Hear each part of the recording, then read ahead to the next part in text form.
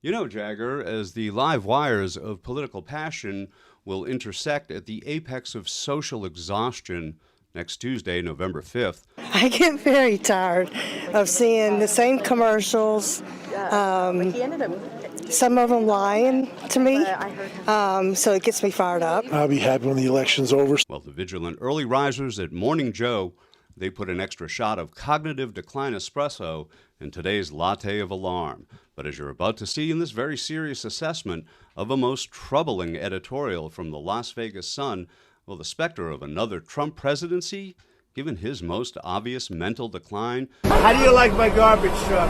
This truck is in honor of Kamala and Joe Biden. It's so bad, says the Las Vegas Sun and the morning panel on MSNBC, well, that the fate of the country hangs in the balance. No way.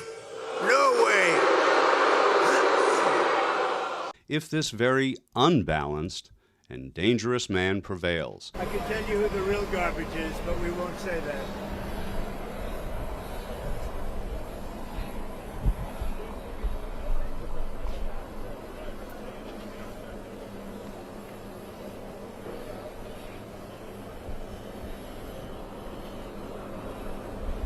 And as you're about to see, they believe that so much so that the editorial board goes so far as to presume this as a given.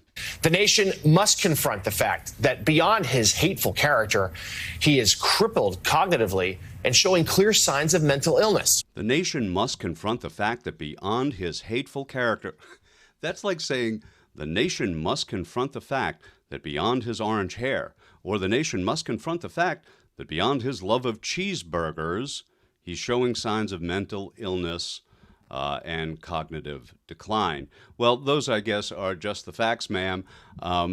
Here's the full clip. You got to see this. Man, it has some really interesting takes on Trump's growing physical and mental decline, but especially watch for the panel's reaction to Elise Jordan's whitewashing of her former boss, George W. Bush's unforgivable aloofness during this, our nation's time of need. Well, let's dig into it now.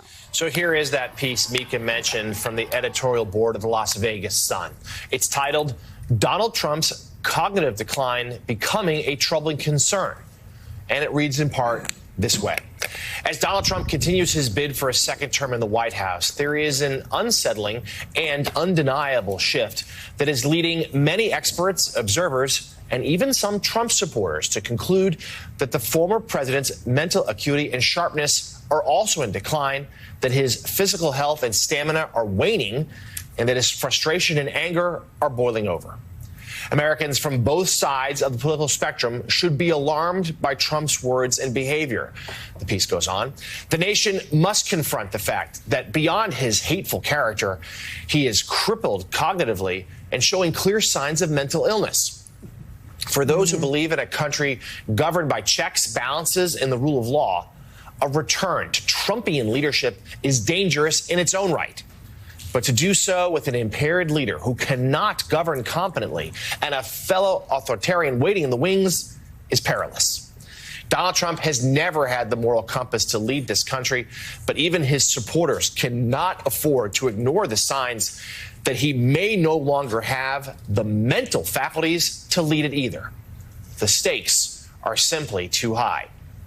Elise Jordan, that, of course, newspaper in the biggest city in a key battleground state, powerfully laying out the case against Donald Trump, using some of the arguments that had been used against President Biden earlier this year, suggesting when the president was on the top of the ticket that he was too old, that he was in decline.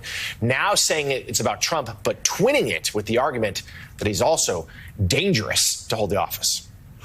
I don't know that his mental faculties have dramatically changed. He always has been pretty unstable. So I don't know if I necessarily agree with that part because he's always been unstable.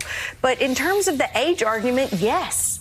Why did we apply one standard to Joe Biden and we don't apply it to Donald Trump? Yeah. He's an old guy. I felt sorry for him struggling with the garbage truck yesterday. Yeah. Like, that's not the Donald Trump of 4 years ago. Sean Hannity called that iconic. So I'm just I guess we just don't see the same thing. It just seems like an old man is being pushed beyond what he's really even able more to do. so. He's saying things that are extremely dangerous and that absolutely take the word democracy out of what it is to be the United States of America. He's called for the imprisonment of journalists, I'm reading from the Las Vegas Sun, pledged to purge the government of the deep state operatives perceives as disloyal, and is amplifying tyrannical rhetoric. If this is age or mental illness, let me just tell you, this is not new. It's just more. And if history has taught us anything, it is that democracies are fragile. America's founders, Elise, designed the presidency to be a stabilizing force. And I just wonder if your former boss is taking a look at this election. George W. Bush, I mean, it would be great to hear. It would be nice. Hillary Clinton even said last night it'd be great to hear from him right now. You know, he has had the standard of he hasn't endorsed, period. He's keeping to that.